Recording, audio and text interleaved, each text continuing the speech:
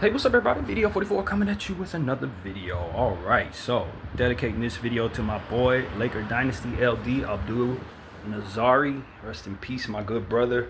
Really was influential in helping me just get information throughout the course of this tenure of me having this channel. I would look to him a lot of the time in his links for what was true, and I would get that every single time. So yeah, that was my buddy there, man. So rest in peace to him, and we dedicated not only this game but the season to LD, Laker Dynasty. My boy Mike. We had a lot of aliases for him. All right, so let's get into it. The Los Angeles Lakers, of course, starting the season tonight. We've had a preseason, 1-5 in that preseason. Played the likes of the Phoenix Suns twice, this Golden State Warrior team twice. We saw Dallas once, we saw Sacramento once, and we only won one of those games. I think it was against the Phoenix Suns. I think we won one of those, maybe. I don't remember. I'm trying to get my head right here. Who did we beat? No, we beat the Golden State Warriors, 126-116. Middle of that process, the third game of the sixth series. So now we get ready to play the Warriors again for the third time in 3 weeks. I wish the preseason would have went a little better for us, but ultimately we were trying out a lot of young players and kind of missing a lot of guys. Main guys were missing, so we really were just throwing out there a hodgepodge of players that don't actually intend to fit with one another without other pieces like LeBron James and Luka Doncic, who are not available for most of that preseason. LeBron being out still until November 18th with sciatica of some sort. Abdul Thero, since we're talking about injuries, he's continuing to rehab, but I did see some footage of him. And he looks like he's doing some good stuff as it pertains to the defensive drills and stuff like that. So I think we'll see him in probably by, it says here, Halloween, somewhere in that week. I hope to see our rook. But what kind of role do you expect him to have anyway? He's probably playing garbage time, so I wouldn't expect much out of him now. It's more about the future for him. 2 years, 3 years, 4 years from now, he should be a real player for us. Maxi Kleber is expected to be out tonight as well. He's going to miss 2 weeks from what I understand. I just saw that right before I turned on the camera. He's expected to miss 2 weeks. Again, another guy that might not have been in rotation even if he were 100% healthy. But it would be good to have him to help us back up Ayton and give us more depth at the center position. So that's what's going on with the Lakers. But all things considered, we're not doing too bad. It's in comparison to what we thought we would be in terms of injuries. We're starting the season off we're missing Bron, but like all of our other little role players and stuff like that, the role guys are available, so we like that. The Golden State Warriors, their injury report, Alex Tui, the rookie, is expected to be out until October 23rd. So we don't have to deal with Moses Moody tonight, so that's really good news. D'Anthony Melton is still out rehabbing the knee that kept him out all last season. Jimmy and Jonathan Kuminga, Jimmy Butler that is, they are game time decisions. I expect them to play, but I don't know. Who knows? But I do expect Jonathan Kuminga and Jimmy will be out there. So very good news about Moses not being out there, though, because he was a thorn in our side in the preseason. So it's going to be good to not have to deal with him on both sides of the floor. And the Golden State Warriors, their preseason, of course, as I said, they played us twice, had success there. They played Portland twice, beat both of them. They did lose a 103-106 game to the Clippers, but overall they had a good preseason. Going 3-2 in their preseason, I believe that says. I'm not going over all those preseason stats. I think as we go forward, I'm going to want to pay attention more to our opponents' details of what it is they've been doing recently. I really believe in that. But I just don't think that preseason really tells us a whole lot because there's players in and out of the lineup. Other teams aren't playing their proper guys, so this tendencies don't tend to carry over into the preseason too much other than like true shooting percentage, stuff like that. So maybe in the spirit of being lazy, I just ain't going over these games. But in the future, as we go forward throughout the course of the regular season, I expect to get back to what it is I do and go over the details of tendencies that teams have given us. So yeah, this is going to be a shorter video than what you would expect from me in the regular season going forward. But I didn't care to watch too much Golden State Warrior preseason highlights, to be honest with you. I saw them twice. I got enough of what I needed there. But yeah, so essentially what the Golden State Warriors are putting out there, though, is an older team, but they still have a championship pedigree. Obviously, with Draymond Green, Stephen Curry, guys that have been there for a while. Jonathan Kuminga has a chip. Al Horford, obviously, is now part of their unit. Got to take him very seriously because his game, even though he's an older guy, his game was never predicated on lift or speed. He stretches the floor extremely well, and he's still in great shape. He's still, taking care of himself. So at 39 years of age, he's still a serviceable center who's going to stretch the floor, as I've already mentioned, rebound the ball, and really do some good things defensively here and there. Now, he is facing Father Time in a very real way, so I don't know if their expectations for Al Horford being a regular rotation piece are good expectations, but to start the season, I expect him to be very fresh tonight. He could be a problem for us. He really could. And so he's just one of those guys that's not retiring, and they still produce, so it's not a bad thing, you know what I mean? Finds himself with this Golden State Warrior team, joining the other vets, and he'll fit in very well. Brandon Podziemski is a player that I think we should circle tonight. Definitely a good rebounder at the guard spot. Very good three-point shooter. I think he's ready to take a step forward and try to solidify himself as a six-man of the year type candidate, or a full-time starter. I don't know if the full-time starter thing is in the cards. I'm not sure, but it seems to me that he would probably be fighting guys like Moses Moody and Jimmy Butler for those roles. DeAnthony Melton when he comes back, etc. But this is somebody that I think has a line drive to probably get some big minutes and have a bigger role this year. And his production and his progression is very essential to Golden State and what their hopes are for this upcoming season. So another player I think we should pay attention to is Quentin Post, 7-foot center. He stretches the floor. His name is Post, but he's never in the post as a 7-footer. He tends to like to shoot the three. Had a pretty good rookie season. I expect for him to continue to progress and probably have a step forward type of year, if not a breakout, depending on their circumstances. So pay attention to him and Trayce Jackson-Davis. I don't know what type of minutes he gets. They've been real funny about how they move around with their forwards in Golden State, because they don't want to pay these people because they're already paying Draymond, and he's like grandfathered in. So it's one of those situations where guys like Trayce Jackson-Davis, what's our guy's name? I just said his name, but I don't see it on here.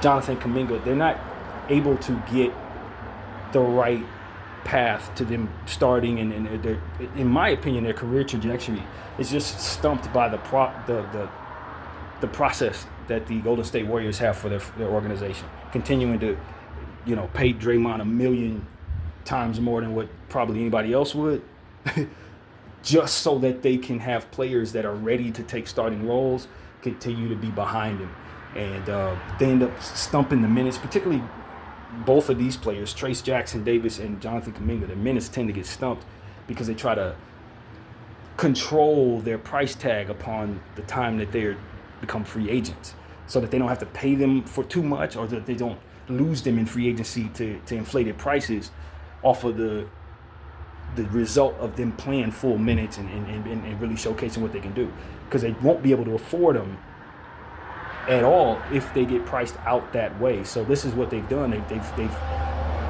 basically stumped these guys' growth on purpose so that they can continue to afford them on the roster behind ridiculous Draymond Green contract. So I just think there should be something.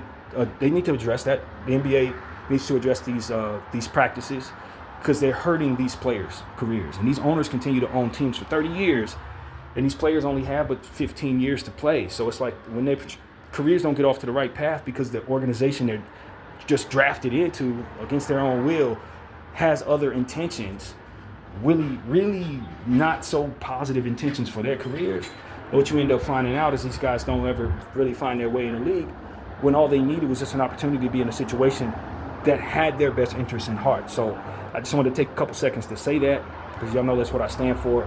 I think Golden State has been handling Jonathan Kuminga and Trayce Jackson-Davis purposefully in this way, and I think that this should not even be possible going forward. I think the NBA should do something about that. I think the Players Association need to fight that tooth and nail. I really do. And I think NBA expansion will kind of smooth all of that out. Hopefully we'll see some new teams, but I just think this is one of the prime examples. Jonathan Kuminga and Trayce Jackson-Davis are players who should be playing bigger roles, who should have opportunities to spread their wings, and they're being stumped by their organization. And I expect for that to continue. So, yeah, shout out to those two. Hopefully you get the hell out of there. But in the meantime, they're going to be a part of a good rotation of bigs, and I expect for them to give us trouble. Especially Trayce always kills us. He's a Laker killer. So that's something to consider. He usually has his biggest games against us, just like several players in this league. So So that's their front court. They got some role players that I like a lot. Pat Spencer had a pretty good preseason, did some really good things. Gary Payton II is somebody we need to pay attention to, obviously. Buddy Hield, clearly a main role player for their team, stretch the floor.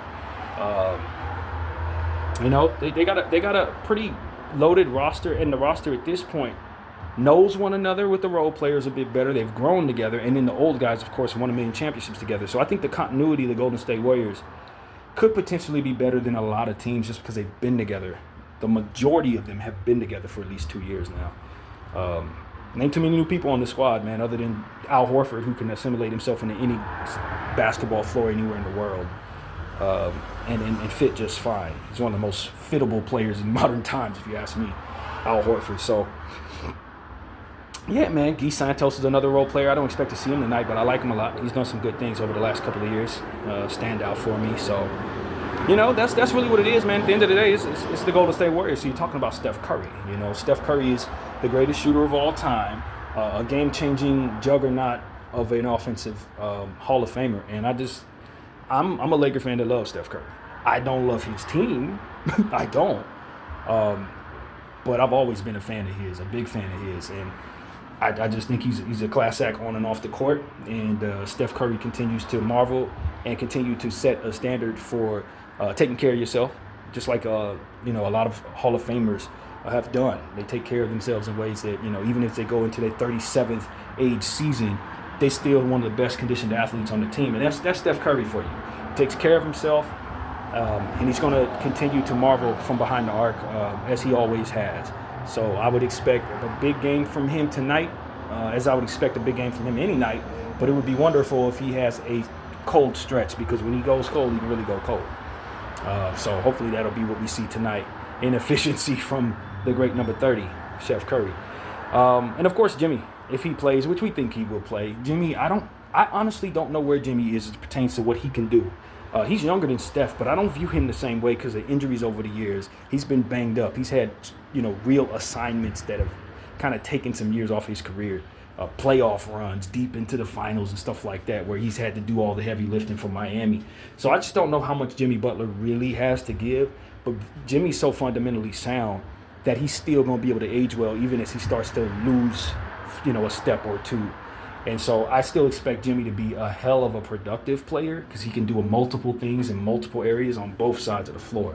But I just don't know if we still expect for him to continue to be that all-star Miami Heat Jimmy Butler anymore. I just don't know if I don't think that's really where we're at with him. So I do expect for him to continue to be a massive producer on this basketball team. And if he's available tonight, you have to expect that he's going to be a terror out there. So I still think Jimmy probably has one more year of being extremely productive and a main starting high-level, maybe all-star guy. I still think he might have that, but I kind of cry ignorance to say I didn't watch him very much in Golden State since becoming a Warrior. So we'll see. I do have a healthy respect for the greatness of Jimmy, though. Jimmy's been a guy who elevates himself, especially come playoff time. And so, given that this is game one of the regular season, I don't know what to expect, but what I can say is this is a guy, when he goes all the way up. So we gotta respect that. So yeah, that's really what comes to mind for me, man. I know I bulldog Draymond Green, but Draymond Green's still a productive player on both sides of the floor too. 3-point shooting has been a little better actually over the last several years. His defense is still elite. His rebound is still elite. He's still somebody you have to wonder if he's gonna kick you in the nuts or something. You know what I mean? You're always gonna be on edge around him because his mind a little different as it pertains to certain things, man. So I would always say just be on guard for the antics tonight.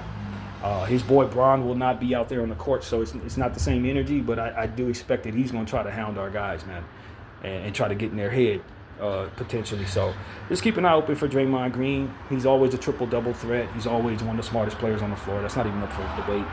And depending on what type of shape he steps into, determine the type of year he has. If he's sharp and lean, I expect Draymond Green to be the same Draymond Green.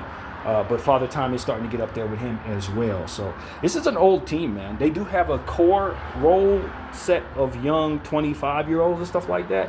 But some of their main dudes in their 30s, and I wonder if that's not just going to end up biting them in the backside throughout the course of the season. How many more years can this collection of old people continue to play at such high levels? And they have had some struggles over the years as well, weaning off since moving on from Klay Thompson, weaning off from developed role players, and kind of starting the process of trying to develop those role players around those old guys. So I think now, this particular year, some of those young guys should be ready to really step into their own. And if they all click together, I think this can be a very solid regular season team. I don't know if they can make the playoffs in the Western Conference. I don't believe so. But, it depends on if they take the shackles off of their forwards and actually let those people play to their potential with the minutes necessary. I do think they raise their ceiling significantly, but I don't think this organization is going to do that. I don't think they're going to do that. So I think you'll see more Al Horford and Draymond Green than you will see Trace Jackson Davis and Jonathan Kuminga. And I don't agree with it at this point. I definitely do not. So that's what it is, man. I do think this Golden State Warrior team is probably a trade away from being a serious playoff team. I really do. And I don't know if they can make that trade without getting worse in some ways, which is kind of weird. But, if they could have got a Markkanen or somebody like that, I think it would have definitely put them in a position to be a solidified contender. But I do not think they are that right now. But you always got to be careful with guys like Steph Curry and Jimmy Butler and Draymond Green. You got to be careful with them. Because in any given night, they can all reach their ceiling together and then just beat whoever. You know what I mean? They're capable of that. So that's really what it is, man. I do expect that the Golden State Warriors will be better this season than they were last year. But I don't know if they're going to be good enough to actually crack the top 10. And that's really what it's about. So, yeah, I got them in there. That 12, 13 seed range. Probably win about 45 games at the most. In the East, they would definitely be a playoff team for certain. In the West, I don't know if that's good enough to even get you in the playoffs. So I don't know. So that's the truth. And as far as our Los Angeles Lakers, man, look, man, you guys, we are so pleased to have Luka under contract now. We're not worried about him leaving. We know he has his eyes set on another contract after this contract, which is going to have him breaking records. So we think we have him set probably for another 7 years. I was listening to Trevor Lane on Laker Nation this morning going over some of the numbers. I believe it was Trevor's podcast I was listening to. And they were going over some of the numbers in the preseason. They said his true shooting percentage was like, if he were to keep that up, it'd be like the greatest or something like that. I don't really remember. But the point is, Luka's doing unbelievable stuff in just 2 games of the preseason. Extremely small sample size, asterisk next to the competition. But he's coming in shape. He took care of his body this offseason, lost probably about 20 pounds, put on a little muscle as well. He looks lean. He looks healthy. He looks like he's ready to take on more of a load than he's been able to for the Dallas Mavericks in the past, which is crazy to say that, but it looks like he's going to be able to do it. And we just need to have a healthy season out of him. I think he could very easily be the MVP this season, very easily. In fact, he might be my favorite to win it. So we're starting the season without LeBron James, his main running mate. That sucks. That really sucks for us. But I know LeBron is up. He's not in a walking boot or anything like that. He's active, so I'm pretty sure when we get him back, we can start the process of really gelling and figuring ourselves out. But for now, we're just severely hampered by the fact that we don't have a legitimate LeBron James running mate for our Luka piece. So Luka's going to have to carry the load. I think he's capable. But we're not constructed still. Until LeBron is in place, we're not constructed to actually succeed. But in the regular season, a game like this, you expect you can get something big happening, especially if Luka has one of them 40-point games, which he's probably going to have. So, yeah, him, Austin Reeves, they're going to have to do the heavy lifting right now. DeAndre Ayton rebounding the ball. It would be great if his offense was available for us tonight. You know what I mean? Dalton Connect, we've been trying to work through his struggles. I saw some glimpses of what seems like him snapping out of that slump. Hopefully he can contribute tonight as well, especially in a matchup against Golden State. It's been a lot of positivity, man. A lot of positivity, if I'm being honest with you. A lot of what we complained about had to do with just not having the pieces on the floor to properly compete. And just, kind of opting to go with young guys down the stretch of basketball games, which led to losses. Developing people and trying to figure out who to waive and keep. The Lakers did shock me by waiving Davis. I was not pleased with that at all. I thought he had a fantastic preseason. I thought he was better than dudes, some of the people that we were using out there. So I just want to say I wish him well. We also waived Williams and Watson, young players that I pretty much figured we would probably waive, but that R.J. Davis moving on from was not something I would have did, not based on what I saw in the preseason. In the summer league, yeah, he did not play well. In the preseason, that's an NBA guy. We made a mistake. I hope we're able to bring him back to our organization because he did outplay some people on our team. He really did. And so I think politic ball rears its ugly head once again, ladies and gentlemen, and we might be out of a seriously good rookie guard. Just being honest, not pleased with the Lakers for doing that. So yeah, that's really what it is. But all in all, that's what it was. We kept Nick Smith. We love Nick Smith's upside. Hopefully, he's able to, work with his coaches to continue to work on what he needs to work on.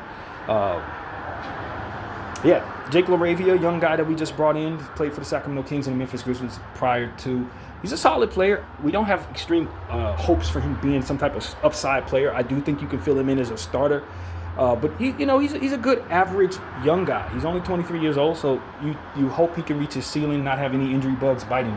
But he's really sturdy out there. His handle could be better. His three-point shooting, you would like to see improve.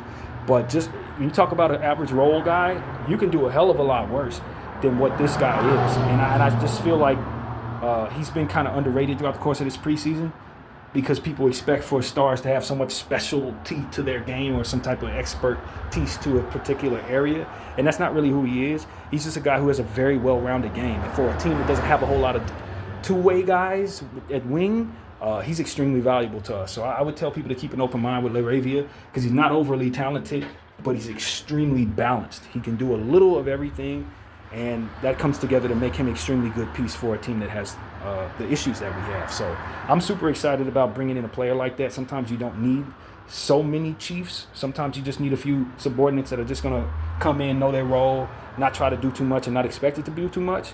That's what I expect LaRavia to be, just a true blue role player. And if we hold on to him, I think he's going to help us in more areas than we expect. So, he don't have the upside of Dalton Connect or nothing like that, but he is a hell of a role player and a two-way guy that you definitely need on this roster. So I think he's going to be good for us.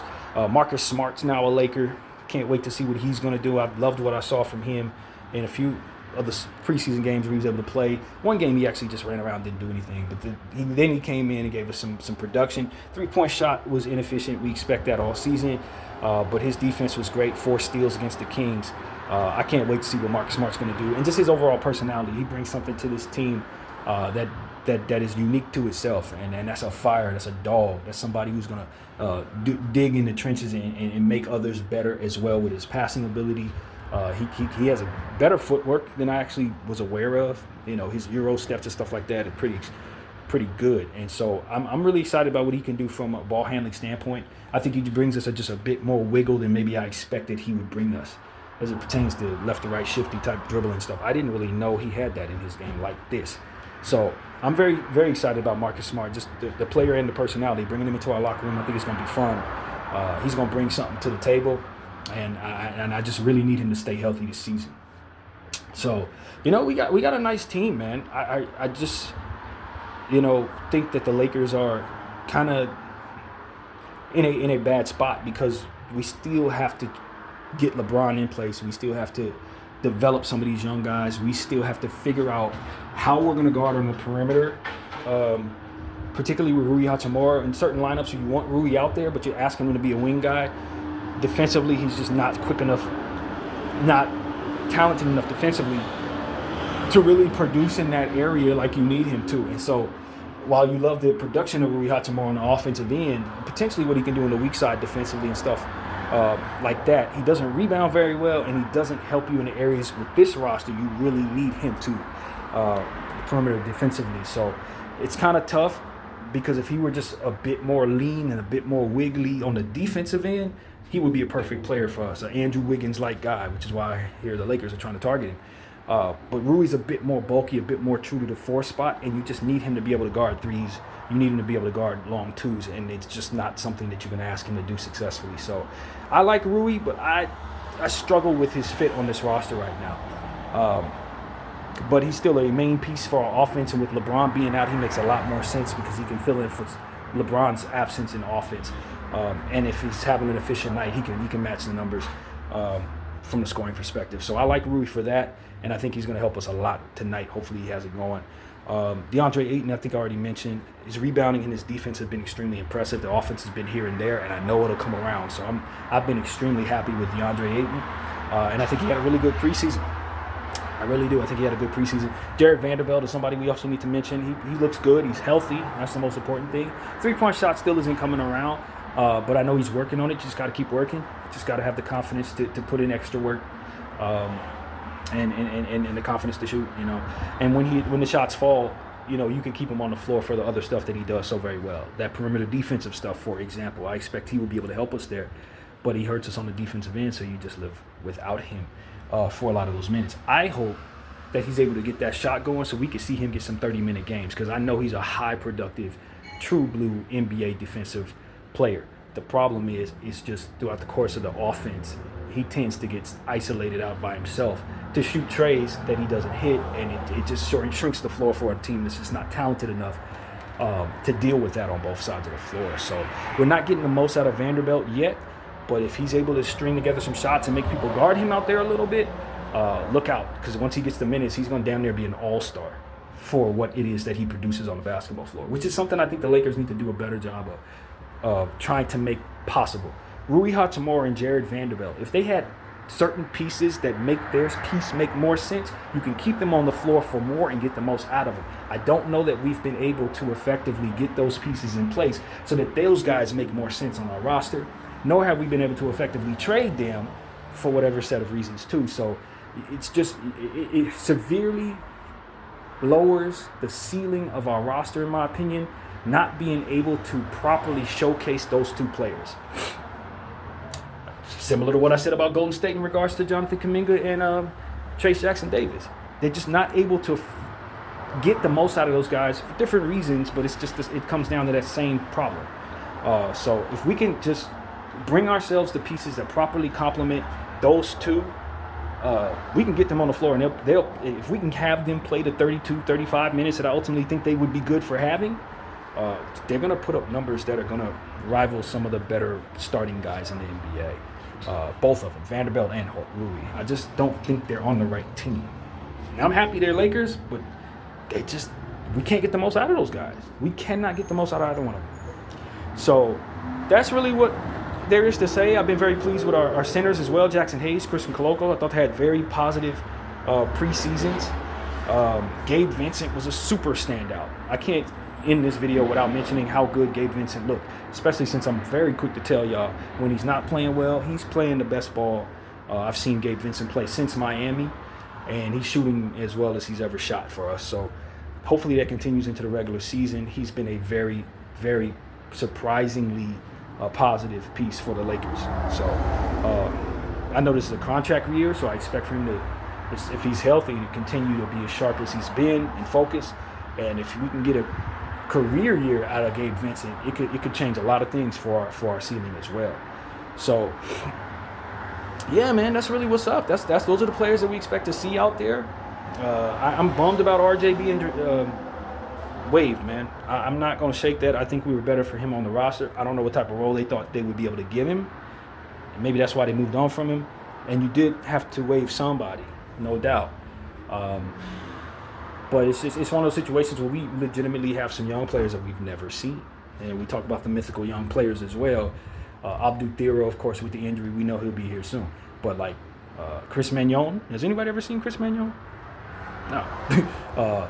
Marciulionis, I believe, was waived. I didn't like that either. I'm a big fan of Marciulionis. I watched a lot of highlights on him. I know what he can do, and I know nobody on our team has seen it yet. He would have helped us in that point guard position as well. So you only have but so many spots, and the Lakers are a team that has their politics wrapped up in one of those spots. Bronny James, we like Bronny too, though, but he did kind of get outplayed by some of them dudes. If he was Bronny Williams, would he still be on the team? I don't think so, but we love Bronny. We want to see him succeed, and we understand the politics of the situation kind of do bleed into what it is that we see out there. It's unfortunate. It's unfortunate, but it is what it is, and hopefully he's able to take a step forward and continue to work on some areas that could really help us. And I'm still excited about him. Two things can exist at the same time. I can hate the presence of the politics that keeps him around, and I can be excited about keeping a young player around that can do the things he can do. It's both exist, and I want that to be clear. I like Bronny James. I want him to succeed. I also hate the fact that we keep cutting players that are a little better than him so he can keep having a spot. I don't like either of those things, but I'm glad he's here. I don't think he's a bad guy. If you have to have somebody in this situation, I think you want it to be a kid like that. So I'm happy with Bronny. I want him to stay, but I am sick of us losing people that are a little better than him at his position. And I want LeBron James to know that, like, bro, I respect your leverage, but we really are sending out guys that are better than your boy. It's just happening, man. It's just happening. It's not fair. I'm just being real. And fairness is something we value on this channel. So I felt it's good to say that, and it's also good to say, boy, I'm looking forward to year 2 of Bronny James. I'm looking forward to year 2 of a good kid who can help us on the basketball floor. That's the truth. So that's just what it is, man. It's a sick conundrum. But Bronny's a great kid, man. So that's really what my thought is. The Lakers, listen, man, I'm not expecting an NBA championship this year, but I think when you have a guy like Luka the Don in place at this era, this stage of his career, it's only but so many more times he's going to run out there and not win a championship. He's that kind of great, if I'm being honest with you guys, which is why trading him was like one of the most egregious things I had ever seen in sports history, to be honest with you. It's still something that I don't quite know can happen without the presence of some corruption behind it. The Cooper flag thing, him being a Dallas Maverick, I think is directly correlated to Luka being a Laker, but no one's going to dig into that here. No one's proving that. But the point is, without the presence of that being incorporated into the deal, I don't know how anybody actually makes that deal without a gun to their head. I don't. Luka the Don is a Hall of Famer if he retires today. He's already done enough. And he's only 25 or 26 at this point. And he's getting in shape. He's getting in better shape than he was at any given point when he was doing all that great stuff that accumulated this reputation. This is somebody who's going to win a championship if his organization is able to put the stuff around him to do so. I don't know that we've done that yet, but I do think that the urgency for us to recognize that this is the time to make sure we do is in place. Now that he's under contract, he's in year 26, he's already fully developed, he's already been to a finals, he's already proven he's one of the top 5 players in our sport. The urgency to assure that the stuff around him not only fits but can hold up and not take away from what it is he does is our job now. That's what our job is now. I respect LeBron James, and I don't expect that this is an easy process for him to watch the changing of the guard happen underneath, right before him. So we sensitive to that. But LeBron has had his time, man. Man's been in the league for 22 years now, something like that. At some point in time, when you're playing longer into your career than anyone who ever has, at some point in time, even if you still got a lot left somehow, the organization you're on has to pivot towards something a bit more safe for the timeline that they have for themselves. And investing in LeBron being our number 1 at age 41 is not something that you can feel good about. So that's what the Lakers have done. They made the trade somehow. They worked it out. NBA worked it out. However that collusion went, whatever. It worked out, and now we have Luka the Don, and I couldn't be more happy to have this player in place because I believe in him. I believe in him. He's shown me that he's serious about taking care of himself. He's shown me that he's serious about shutting up all the haters and showing all his fans that they believe in him was a good thing. And I think he's going to continue to produce at a Hall of Fame level. And so, as that is the case, you got a chance to win a championship. Puncher's chance right now, but a puncher's chance is probably better than most puncher's chances, given just how high of a ceiling Luka has and what he's already proven. In worse shape at that. So, yeah, I'm super excited about this year for Luka the Don. Prayerful for good health for him and everybody on our team. And everybody in the league, for that matter. We want a healthy season. Injuries have already bitten this season, and we haven't even started. It's just kind of weird, but that's just what it is. Well, get well soon, LeBron James. We understand this is something that's probably going to have to be managed, this sciatica or whatever they call it. But I'm excited about what our team could potentially be once we start to get everybody in place and build that team chemistry, especially with the additions of Ayton and Smart. I just think that those two pieces bring significantly more stability to a already pretty solid playoff team that we had last year. So that's really what comes to mind, man. I know this is going to be a hell of a Western Conference. There's a decent chance you make the playoffs. There's a decent chance you don't, even if you have a good season. That's how messed up the West can be. So we just got to take every possession seriously, take our pace seriously, take our recovery from injuries seriously, take our time with guys and rush them back. It makes it worse. Those type of things I want us to have an intention on to start the season, and just managing ourselves, man. Guys got to take care of what they have to take care of their body, eat well, all that good stuff, because the schedule will be strenuous. I don't know that it's as strenuous as last year, but it is still a bunch of back-to-backs this season. It's still a bunch of traveling, and you know, it's some tough teams out there, some physical teams out there that you got to see night to night. So we're ready. I think I've got enough time in the off season to replenish my energy and get ready for this grind. I think the timing couldn't have been better. I'm 100% ready to start this season for you guys and structure out all 3 videos for each game. Yeah, man, let's have a fantastic season, LA. Whether we win the championship or not, we want to stay healthy. We want to get our individual goals set. We want to develop our young players, and we want to. My goal for our unit is to see everyone improve defensively to whatever degree, even if it's a little marginal improvement. I want to see each and every player on this team get better defensively from here, and if we can do that, I think we will reach where we want to be. I think we'll get where we want to be. So that's pretty much what I gotta say, man. Shout out to Rob Pelinka for making moves and withstanding the pressure that we've placed on him to get things done year in, year out. We feel pretty good about our season coming up right here, and we feel pretty good about the trajectory of our future. But we still have more work to do. So let's get it done. Tonight, your Los Angeles Lakers, of course, are playing the Golden State Warriors. That game is at Crypto.com Arena. The timing of that game, as I click around, is 7 p.m. Pacific, 10 p.m. Eastern here in LA. And of course, we will have another game coming up very soon on Friday against the Minnesota Timberwolves at that same time in that same building. So that's what it's going to look like to start the season, man. We got that Golden State Warrior tip-off tonight. The game will be on NBC Peacock, new big networks taking on a new not collective bargaining agreement, but a TV deal for the NBA. So we got a lot of new stuff. Prime is in the house, etc.